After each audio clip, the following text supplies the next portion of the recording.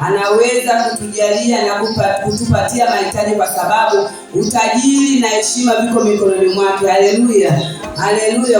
Hapa kweli kuu inasema Mungu ndiye mwenye kutupatia mahitaji yetu kiroho na kimwili. Hakika Mungu ni mwaminifu, ndiye anayetupatia mahitaji yetu ya kiroho na kimwili. Mungu anatupa mahitaji yetu ya kiroho. Unakuta wakati mwingine mtu amejeruhika, wakati mwingine mtu amevunjika moyo, hawezi, lakini anapomuita Mungu, Mungu anamuinua huyu mtu aliyekata tamaa, aliyechoka, anamuinua kumpa lile hitaji la kiroho, anamuongezea imani. Haleluya.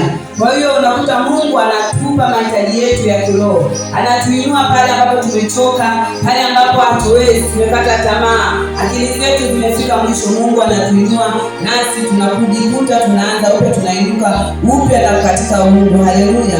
Hata kimwili Mungu hajanyamaza, bado anazidi kutusaidia.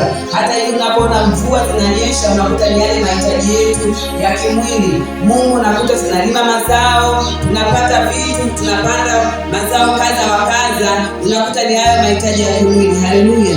Unahitaji labda kazi, unahitaji Mungu akusaidie ambacho unakuta huna, unahitaji mtoto, unahitaji mahitaji ambayo unaona kwamba hili ni hitaji, lakini Mungu anatusaidia. Haleluya. Ndio maana tunasema Mungu ndiye mwenye kutupatia mahitaji ya kiroho na kimwili. Haleluya.